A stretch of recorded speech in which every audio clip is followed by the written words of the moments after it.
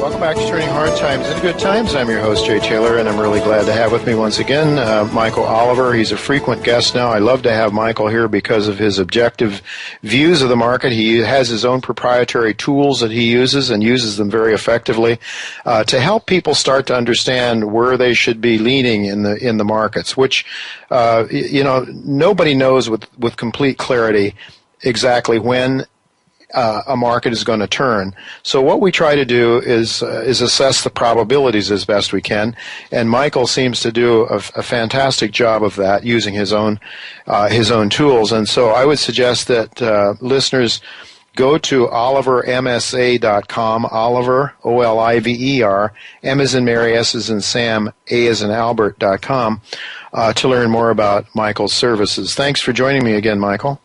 Good to be here, Jay. Always good to talk to you, and we're having, those of us who are long in gold got a real kick in the gut last Friday. We got hit extremely hard. Those of us that have maybe been prematurely on the long side of the gold market, with hindsight we can say that. But it prompted a listener, Michael, that sent me an email. He asked me that if I could ask you if you think gold has made its lows. He noted that after last Friday's sell-off, things got really ugly, and he says that he's fearful that gold may embark on a 20-year bear market like the Nikkei did after its highs in 1989. The listener says he is fully invested in gold and silver stocks, and he said he is cursing himself for not having sold all of them in 2011. Of course, he's looking at the markets with 20/20 hindsight. Wouldn't we like to have that looking into the future, Michael? But what are your thoughts? I mean, first of all, I would say to this gentleman, and I'm not really necessarily following my own instructions, but clearly some kind of diversification is wise and not have everything into gold and silver shares probably. Oh, absolutely. You've got to be strategically placed at all times because opportunities up or down come from all kinds of marketplaces, and there's not just one market in the world that matters. Though gold is important. As far as the question from your listener, I can understand his concern. I've come to the conclusion that I'm neutral on the near term right now. I did that last Friday when we broke below the 1190 level. I thought that zone, 1190 to the low 1200s, would probably hold, and it held for about 2 weeks, and finally they plunged below on Friday. And that really didn't break my longer-term view that the 1130.30 low, which was last November's low, just above 1130, still stands a good chance of being the low. Now, it doesn't much matter if you're long, between 1130 and 1250 or so, if you're back down in the mid-1100s, but I don't see, I've done my homework again, and along the lines of the question of your listener, can this thing really cascade a lot lower? I do not see the potential.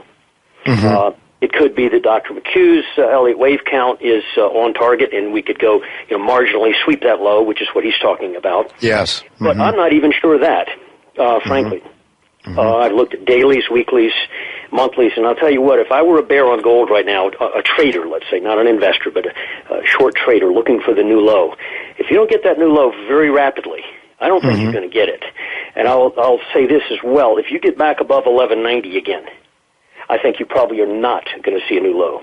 Now, that's $30 above us. That's a couple percentage points. It's not a lot. Yeah.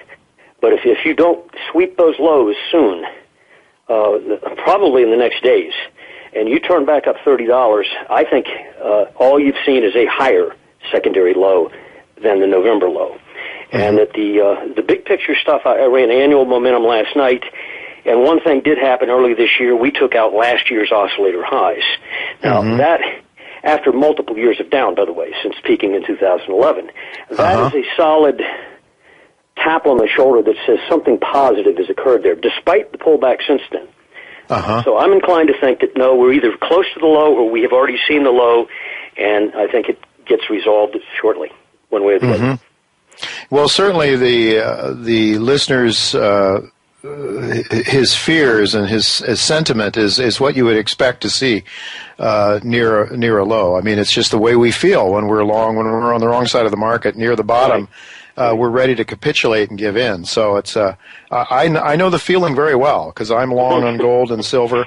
It is painful, but I've been through these markets, and I know you have along with me. and we know that they don't go in one direction forever, obviously, and right. So I think measuring versus the dollar value of gold. You know, if you plot a euro chart, euro gold, or a yen gold, it's not the same situation. So. No, for sure, and the Canadian dollar even, and some of the companies that I follow are doing business in Canada, and they're getting their price in Canadian dollars is a lot different, and they're doing better than a lot of the American companies. Well, you speak of the dollar, and I mean that dollar is just relentlessly rising, though, Michael. And I see when I looked a little while ago, it was 98.46 on the index. It's up 0.88 today. What's your view on the dollar? What's your structural momentum models telling you about the dollar? I actually did a big piece on that in the weekend report, the dollar index, looking back over 30-some-odd years of its price history and its momentum. And I came up with a stark conclusion. By the way, I had been bullish the dollar since 2011 when it was in the low 70s, the dollar index, based on annual momentum. But now when I reassess annual momentum, which is a long-term metric, it's not looking at the day-to-day, week-to-week, it's looking at the big stuff. I come away with a cold slap in the face. It sort of surprised me. What I found was that it just looked like this is more close to the end of something, not some further dramatic rise. In fact, you could almost make the case, just looking at price going back to the 70s, that this is just another, after two massive waves down, another 50% or so correction to the upside of prior down leg. And the annual momentum says don't wobble. Any wobble of any consequence could start a topping process. And I think I defined a number applicable for next month, not this month because you're unlikely to do it this month. But in the month of April, if you get down under 97, like you said, we're 98.5 right now. That's not much room. You get under 97 and you're going to get a break. And that could be the beginning of a topping process. In fact, my bet would be that it is. Now, when I say beginning of a process, I don't mean you top and just go down, but you start to fumble. And a lot of tops are made that way. The first sharp drop, is a break of the leg, so to speak. And then they come back up and they make a new high, but it doesn't go anywhere, and then you're in your topping process. We look a lot like we did in 2001, in fact. The dollar was up at 120 after a major move. So I'm leaning toward the view the dollar is about out of gas, but it hasn't hit the numbers yet that will indicate that. Yeah, I'm looking at your chart now, and I see what you're talking about. It's almost like the rally that we had that ended in 2001, 2002, and now this rally looks, very similar, but both rallies lower than the highs of back in 1984, which was 160. Right. So, and then I see your momentum channels as well. Very interesting. Very interesting. Now, let me ask you, Michael, when you turned bullish on the dollar, did that coincide with your bearishness on gold back then? Because you did make a very prescient call on gold. You did tell your clients to lighten up on gold and start exiting at some point. I think maybe a little bit prematurely, but you got them out so they didn't get burned so badly. Right. Well, actually, I didn't link the two. You're correct, though, in that statement. The dollar broke out on its 10-year average momentum oscillators in mid-2011 in the low 70s. That was the price at the time, dollar index it is. Gold peaked in the middle of 2011, but really didn't break down on my work till early 2012 when it was loitering around $1,800. And at that point, it was clear that it was going down. But as you know, it took a whole year of waffling around and teasing people before it finally fell apart. In the spring of 2013. I didn't link the two, but you're right. There is somewhat coincidence there. And it is possible we have the inverse situation now as well. Though I don't hold to the view, fundamentally speaking, that gold cannot go up with a strong dollar. A dollar is just one currency. There's also the euro and the yen and so the pound, and so gold competes with them all, after all. Yeah. So. Which is why you really look at all these markets by themselves, don't you? I mean, you don't try to, Right. Yeah, no, that makes absolute sense to me. Well, so what about the long bond? How are you viewing that now? I'm focused more on the 10-year right now and the German Bund, which is 10-year as well, a 10-year note. And you can watch the TLT as well, which is the ETF of the 20 years maturity U.S. debt. They all had a sharp jolt to the downside, a rise in yields since late January, a significant rise in yields, 0.8%, in fact, in the 10-year note. So I think it's important. I think that rattling, though, is premature. I don't think it's necessarily the top in the price or the bottom in yields yet. I think that likely we're going to get rising rates evident by mid or later in the year, and that we may be in the process now of gyrating these markets into topping patterns, meaning the bottoms in yields and future upside in yields. And so I think that right now the fear that rates were rising is a bit premature, and I think that if the equity markets in particular wobble hard and the potential exists, of course you know what you're going to get. You're going to get a flight back into those debt instruments, safety factor, and that will help yields go back down, but that could be temporary. So I see the debt markets, the government, the safe debt markets, quote unquote, as potentially being in topping patterns, but not ripe yet for a real change in that trend. Yeah. Well, you'd also see, I'm as a non-technical person also thinking in terms of the link between the long bond and the dollar too, and you just have to see, in my mind, I just can't fathom the notion of rising interest rates with the debt that's out there. But again, you're looking at the markets through the eyes of a technician, and not trying to guess what's causing the markets to do what. You'll figure that out later. Well, I've got my own firm views on that, but I try to split myself down the middle and never act on my fundamentals, because those may pan out in the long run, but you could get killed in the short term. So it's important to do that. For sure. Well, with a couple of minutes left here yet, Michael, if you could, we were having a pretty bloody day on in the Dow, the equity markets today. So the Dow was approaching a 300-point down day. It's down 268 right now as we speak.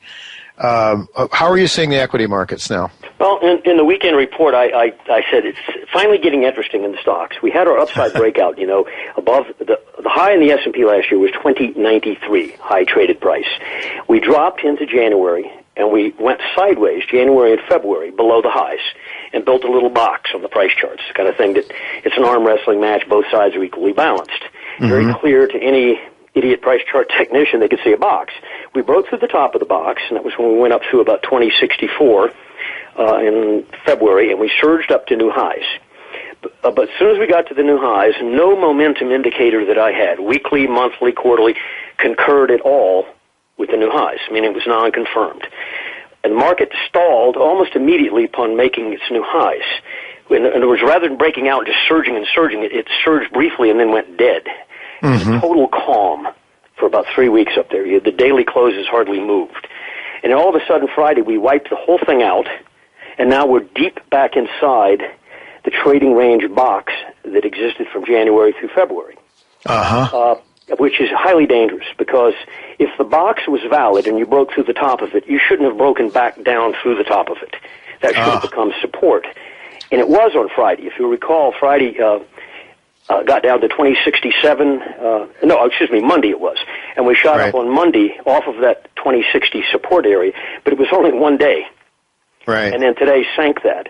So I think the bulls have a problem here, and it could easily get out of hand. My numbers basically that say it could get out of hand rapidly are down about 2020 on the S&P, which is about 1% or so below today's low. If you engage that level, then I do not think the bottom of the price box, which is around 1990, will hold. Even though 2020 you're not breaking the price level, on momentum you will be breaking some key levels. And at that point, I think you could watch those T-notes. You could get some money movement back into them. Yes. And anyway, I see a dangerous situation shaping up for the equity markets here.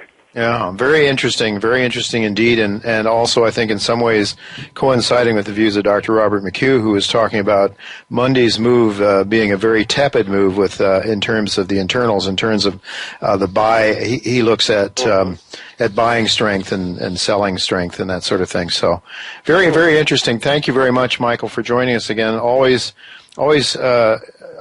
interesting to hear what you have to say. More than that, what you have to say I look at, and with some of the short-term trading that I do, certainly is is one of the most valuable inputs for me personally. So I want to thank you very much for sharing your wisdom. Thank you. Your wisdom, and also just tell the people to go to olivermsa.com to learn more. Michael does make his work available now to those of you out there who are accredited investors that have some money to put into the market. So consider checking out that website and learning a little bit more about Michael's work. Thanks again, Michael. Look forward to having you back, hopefully next week again. Thank you. Thanks, Jay.